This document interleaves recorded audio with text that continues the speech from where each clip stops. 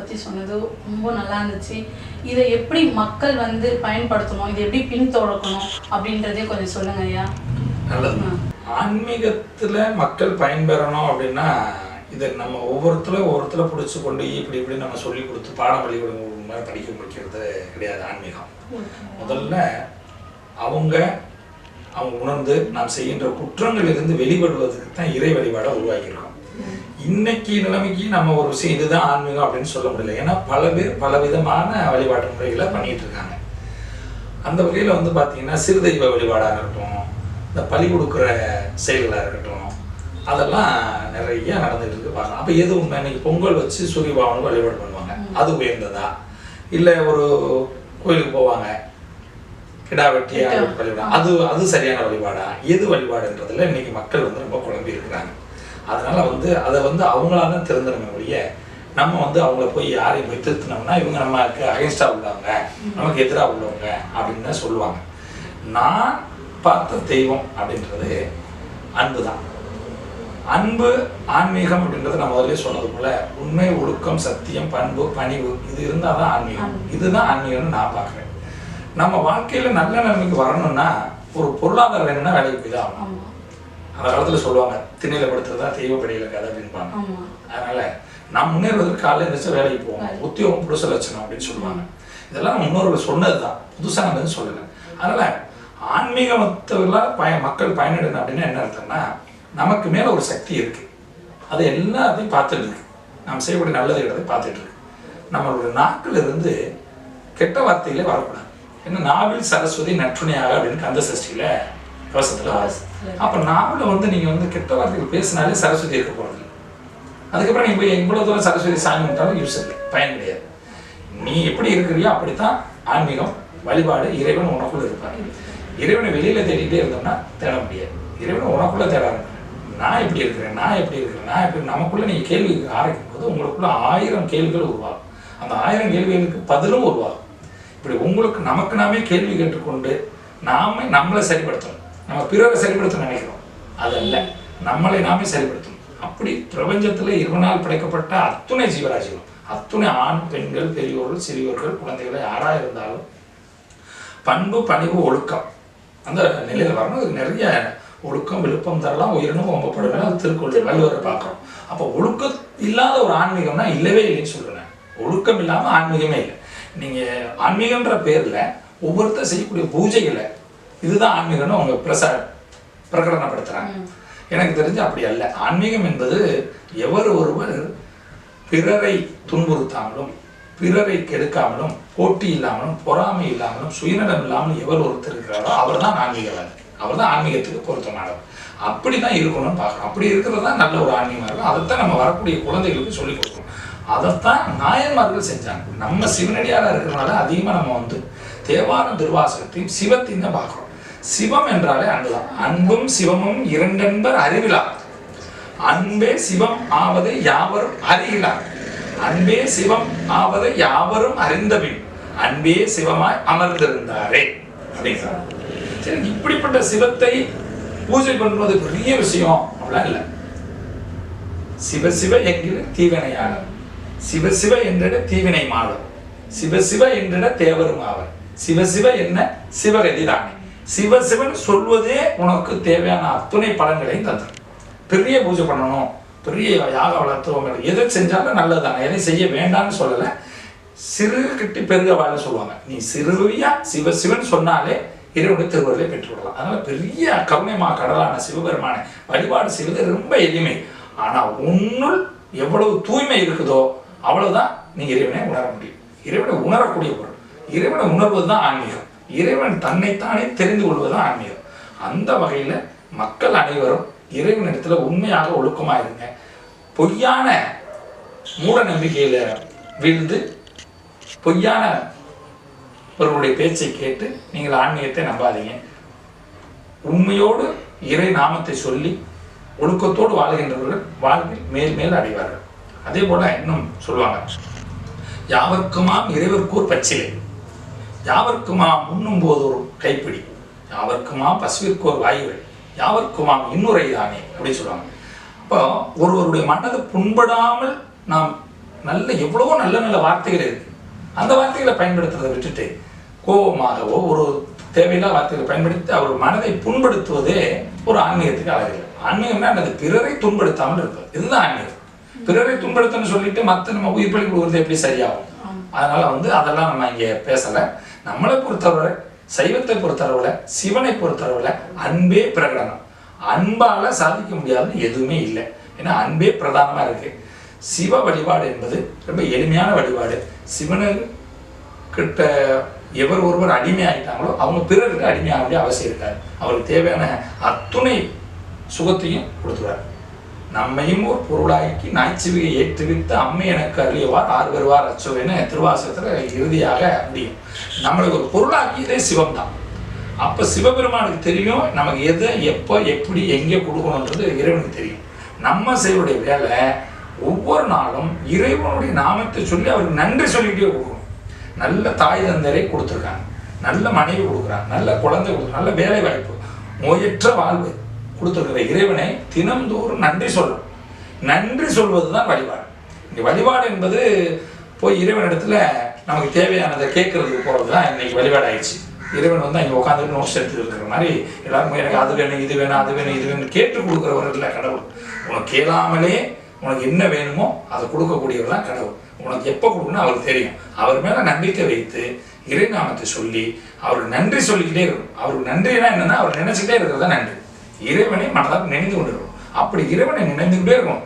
நினைந்து எழுவார் இடர்களையாய் நெடுங்கலம் மேயவனே, அப்படி நினைந்து எழுவார் இடர்களையாய் நெடுங்கலம் மேயவனே இல்லைங்களா? எப்போ காலையில் எந்திரிக்கும் போதே சிவசிவான்னு எந்திரிச்சவன்னா நம்மளுக்கு கஷ்டமெல்லாம் போயிடுது. அப்போ சாமி பூஜை பண்ணி பெரிய பெரிய இது பண்ணாதான் யாகம் பண்ணாதான் கடவுள் நம்மளோட கஷ்டத்தை போக்குறாரா? இல்லை. அவனை மறக்காம நினைச்சுக்கிட்டு இருந்தாலே கடவுள் நமக்கு கருணை கொடுக்கும். அவனை மறவாமல் இருப்பது தான். ஒரு தேங்காய் உடைச்சு போறாங்க இன்னைக்கு மக்கள் எடுத்துட்டு போறாங்க அர்ச்சனைன்ற பேர்ல.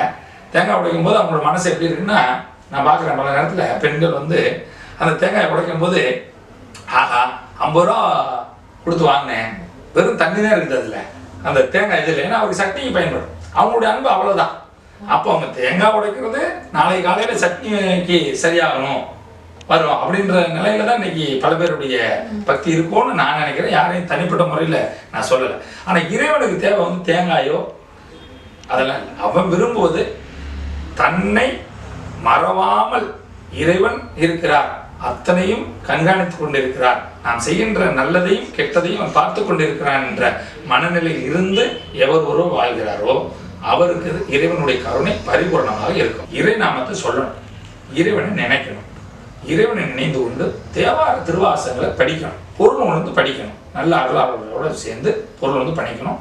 படித்து படிக்க படிக்க படிக்க அவர்களுக்கே அதனுடைய அர்த்தம் புரிய ஆரம்பிக்கும். யாரையும் தேட வேண்டாம், இறைவனே குருவாக வருவார். இறைவனே குருவாக வருவார். மாணிக்க வாசகர் இறைவனே குருவாக வரணும் வேண்டியிருந்தார். அருணகிரிநாதர் இறைவனே குருவாக முருகப்பெருமானை தான் ஆட்கொண்டார். அதனால் நம்ம இறைவனிடத்துல இறைவனே நம்ம குருவாக இருந்து நம்மளை வழிநடத்தணும் வேண்டிட்டோம்னா கண்டிப்பாக இறைவனே குருவாக இருந்து நம்ம வழிநடத்துவார். அந்த வகையில் ஆன்மீகம் என்பது என்னை கேட்டால் உண்மை, ஒழுக்கம், சத்தியம், பண்பு, பணிவு, இதை தான் ஆன்மீகமாக பார்க்கணும். மற்ற ஏதோ பூஜை புனஸ்காரங்கள் அதுதான் ஆன்மீகம்னு நம்ம நினச்சிட்டு இருக்கோம். ஒவ்வொரு மனிதனுடைய வாழ்வியை அவன் வாழ்க்கையில் அவன் எப்படி வாழ்றான், சுயநலம் இல்லாமல் போட்டி இல்லாமல் பொறாமை இல்லாமல் வாழ்கிறான் என்று சொன்னால் அவர் இறைவனால் ஆசீர்வதிக்கப்பட்டவன் என்ற அர்த்தம்.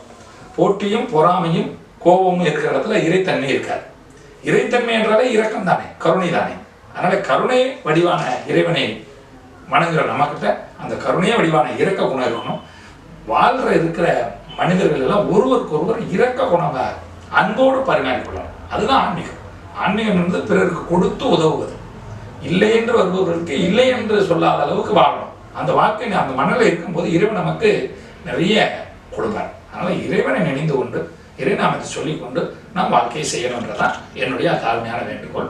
அத்துணை ஜீவராசிகளும் பிரபஞ்சத்தில் எத்தனையோ கோடி உயிரினங்கள் இருந்தாலும் மனிதனா பிறந்த நம்ம முடிந்தவரை பிறருக்கு உதவி செய்யணும், இறைநாமத்தை செய்யணும். இந்த ஆன்மீக வழியில் என்ன செய்யலாம்னா கோயில் கட்டுவதாக இருக்கட்டும், கோயில் பூஜைகளுக்கு உதவி செய்வதாக இருக்கட்டும், அந்த மாதிரியான வேலைகளை நாம் செய்யலாம்.